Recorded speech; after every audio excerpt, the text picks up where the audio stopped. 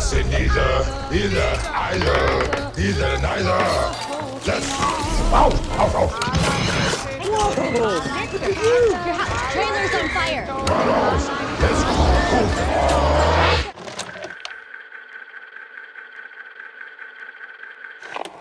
Let There Be Carnage is a continuation of 2018's mega successful Venom, where reporter Eddie Brock has to once again cope with an alien parasite living under his skin. And having heard that this movie improves upon the original, I went into it with the full intention of taking positive lessons on how it improves on it. But honestly, aside from the more streamlined opening, I'm not so sure that it does. I don't know what came over me, please, let me fix it.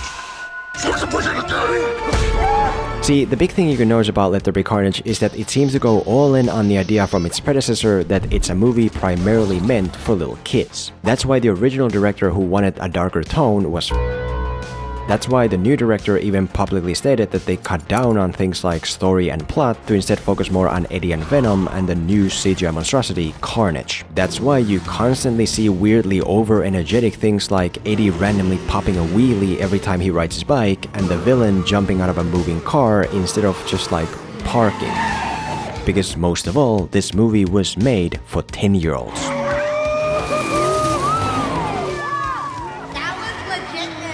And I'm not saying that's necessarily a bad thing. This film racked in $500 million because kids love Venom and Carnage and superhero movies in general, as we've touched on before. And I'm also not saying that you personally can't enjoy this film if you're over 10, because you can. You should never get defensive or insecure about what you enjoy. Criticism of a movie you like isn't criticism of you. Me, for example, I love DuckTales, easily the best show on Disney Plus for me, no matter if it's actually meant for me or not. Huey, Dewey, Louie, meet Della Duck.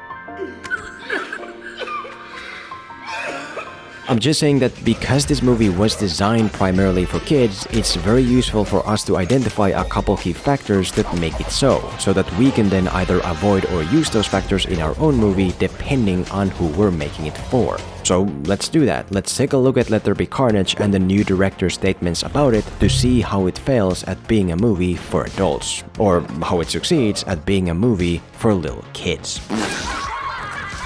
Oh, and also, since we're in December now, I do want to update you on my next year's upload schedule, which might slow down a little because, well, I mean, I can do that a bit later. Let's first talk about purpose.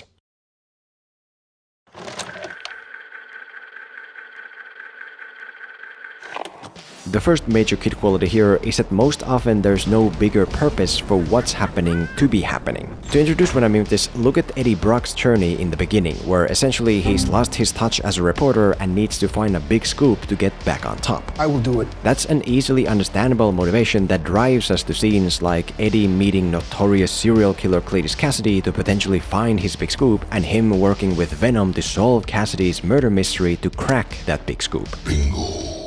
Brock was able to uncover what the FBI and police could not. But once all that is said and done and Eddie becomes a top reporter once more, it's kinda without reason. Like, he's still living the same way, doing the same things he was as a bad reporter. There's no real larger point in him changing for the better. Nothing really even changes until he meets his ex-wife Anne, who tells him she's getting married. No! And to give an example of what that larger point could have been, what if you add in some character meet between Eddie and Anne in the beginning? What if you establish earlier on the idea that Anne might have broken up with her new man? And I was wondering if we could meet? Yes! Yeah! It's over with the doctor! That is the voice of a woman who just got brutally dumped! Which gives Eddie a strong reason to become a top reporter, to convince Anne that he's gotten his life back on track so that she'll give him another shot. Not only would that create a purposeful endgame for Eddie's reporter motivation, it would also make Anne's engagement news more heartbreaking because we put in so much effort for her. I am not okay! That was going to be us, Eddie! As another kind of example of this, look at the new villain Cletus Kasady, who gets infected with a part of Venom and then turns into Carnage. Initially, he has a very strong overall motivation to save his old love from prison, but then he immediately just accomplishes it. Meaning that now Kasady's big objective is to go kill Eddie because we think he's mad at him for finding his victims, Eddie Brock. and Carnage's big objective to go kill Venom because Venom can destroy him. Once I kill that thing that made me, we will be indestructible. Which again drives us to the scenes of them taking Anne hostage and fighting Eddie and Venom one-on-one. And again, while the villain motivations are understandable, they're entirely without a larger meaningful endgame. Like imagine if Thanos attacked the Earth and Avengers just because he thinks the Avengers can destroy him. It might be understandable, but not really as compelling as the big picture reason he actually doesn't. No. And to create that big picture reason for the villain here, what if you make Kasady's entire journey be about him trying to free his old love? He gathers information on where she's being kept. He overcomes obstacles to get closer to her, until at the end he has to go through Eddie and Venom to free her. You still get most of the cool scenes you have now, but this way they're all working toward the same overall purpose. Because as fun as it might be to see things like the villains burning down their old home for kicks, I promised we'd be free from here. And Eddie and Venom hanging out making breakfast, I say either. I say neither. Either. and Venom having a good time partying as himself, You love me. And I'm free. you should also think about why these things are happening. Like if you have Venom break up with Eddie and go off on his own, maybe don't make him just party until he feels weak for some reason. Maybe make those scenes be about advancing a fundamental point in their relationship. I'm starving. Pick up some chickens, man. Let's go. Maybe Venom goes on a human eating spree, which Eddie always forbid him from doing, until by doing so he grows as a person and learns that maybe Eddie was right. That maybe eating helpless humans and becoming a public enemy isn't a good thing. I understand the urge to just focus on the cool, fun scenes as is. And for the kids, it works, because kids lack the mental capacity to think beyond what they're currently seeing anyway. But with adults, you do need to justify those scenes, why they're taking place, what is the bigger meaningful purpose they're taking and have taken place for. But let's pause for just a second, because I do want to get my earlier point about next year out of the way. What's essentially going on is that I'm about to help out as a writer on a Spanish language movie, meaning that I'm gonna have to learn Spanish, which will take up my time for a few months because I have to go to these courses and whatever. So there might not be a new video in 2022 until like June. Unless I'm able to get my learning done with this app that allows me to do it at home on the side with the shorter 10-minute interactive lessons. I've been doing a couple lessons every day, so let's see if it did anything. Sí, señor director, puedes cambiar mi guión. Sí, señor productor, puedo escribir otra versión gratis. Oh man, I'm actually starting to sound like a real screenwriter. So never mind, I'll take January off to do some writing work and then be back in February. Also, if you're looking to learn a new language in the new year on the side as well, the app is called Babbel. They teach you through a variety of efficient and less boring methods, which are designed by real language teachers to get you to have a practical conversation around a topic in 3 weeks. Yo hablo español. They're sponsoring a 65% off Filmento discount plus a 20-day money-back guarantee, so check them out with the link below to learn a language by using 10 to 20 minutes a day. Helps you and the channel, thanks.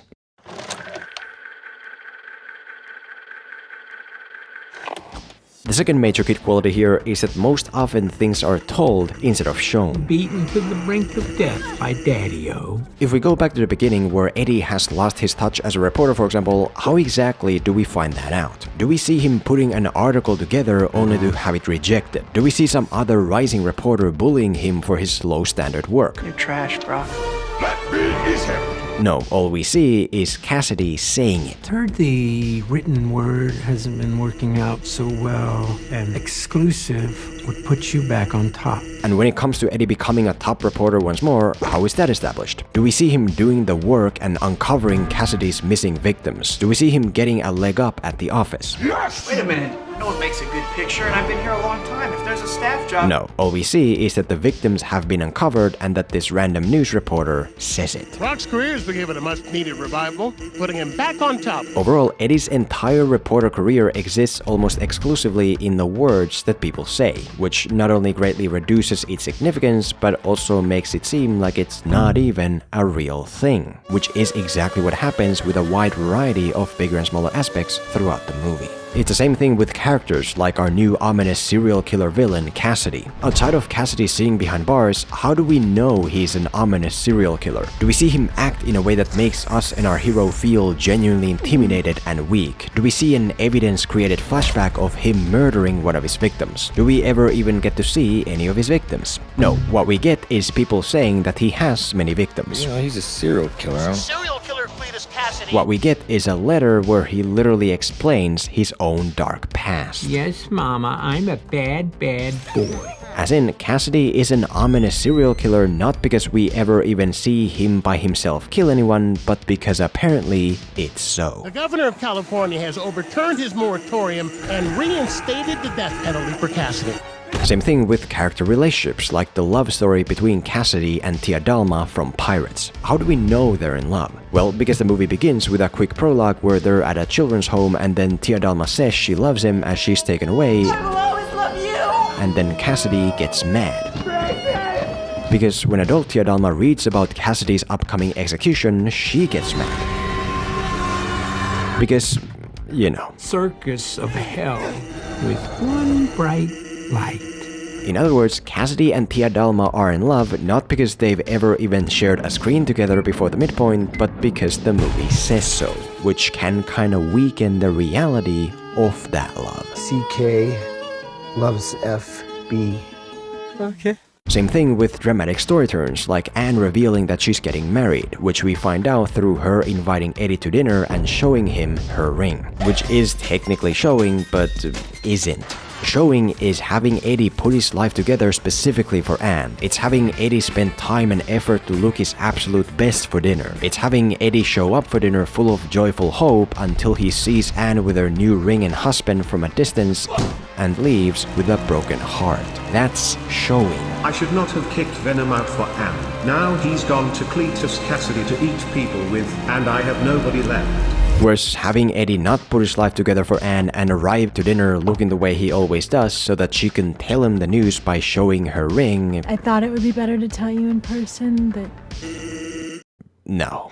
And you should watch the movie with this in mind yourself for more examples, but the main point I'm getting at is that when you strip information down to its most core being, it kinda loses its value. I get why that happens here. The filmmakers wanted to reduce exposition to have more time for the exciting stuff, which works great for little kids, because they need to be told things to understand them anyway. But you also need to remember that the exposition itself isn't magically vanishing anywhere. The audience still gets it. Now they just get it from people's lips, from newspapers and the news, from a ring on a finger. The expositional information does go by faster because you tell it instead of doing anything with it. But if you don't do anything with it, for non-gullible adults, it might not carry much power.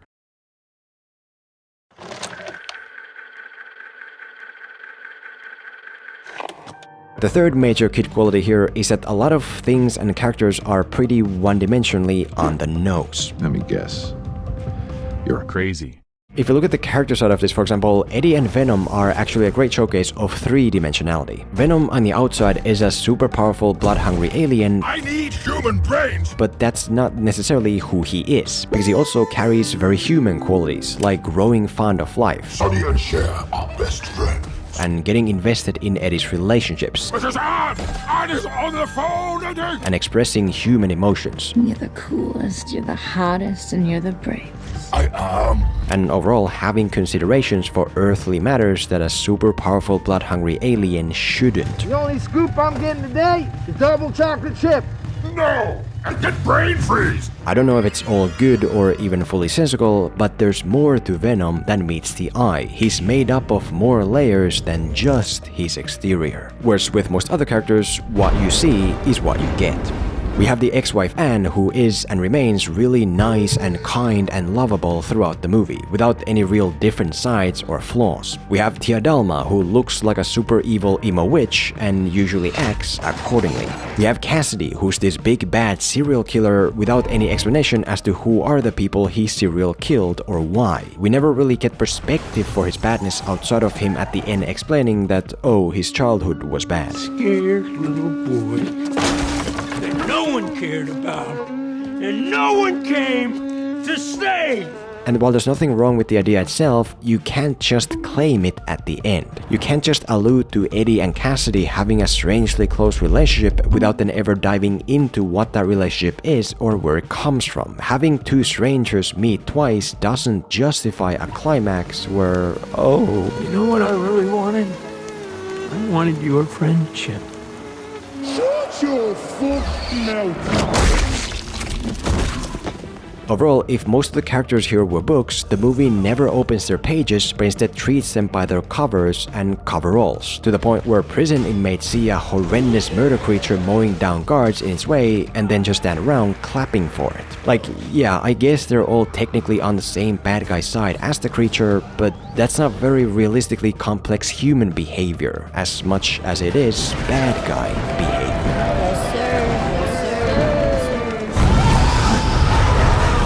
Same thing affects the material side, like for example the way Carnage is born, which is basically this. Kasady bites Eddie to get a drop of Venom's goo and then transforms into Carnage. That's it. And while I'm not an expert on real alien infections, I'm pretty sure this is the most basic one-dimensional route you can take. Like, never mind exploring a more layered way this transformation could occur, or even try to make sense of how it occurs, of how a drop of Venom can create a creature more powerful than Venom when Venom remains the same when he switches to another host. Doesn't matter, the guy just gets some Venom and now he's a red Venom. It is what it is, shut the fuck up. Like maybe at least make the lethal injection red, and have it clearly fuse with Venom's normal black goo, which creates a new kind of red symbiote monstrosity that nobody has ever seen before. Just do something specific. Or take the way this movie handles the theme, which is basically that two strangers can overcome anything by working together, which I know because that's what Eddie says while sitting next to a statue that has no other purpose in the story than to represent that theme. Sometimes they didn't like each other a whole lot, but ultimately they worked together to bring out the best in each other. Nothing wrong with the theme itself, but more so with it being so superficially portrayed that the hero actually recites it word for word in the middle of the final battle. Look! They're not symbiotic. They're not a match. We are. That's right, we are. This is the checkout, where all the food is paid for. And again, watch the movie yourself to see more different examples. Things like Eddie going to Kasady's childhood home to look for clues about his intentions, only to literally find them written down on the first tree. The issue isn't with the characters and things themselves, but rather with the most basic on-the-nose way they're presented. Which again, here I understand because little kids aren't the brightest. Unlike most adults, they simply eat what they're fed. And that's what you have to keep in mind. That's the main lesson I'm trying to convey today. Not that this movie is necessarily bad, I'll leave that up to you. But instead that you have to make these choices depending on who your movie is primarily for. Is it for the same audience as Let There Be Carnage, or is it primarily for an audience older than 10? Potatoes, tomatoes.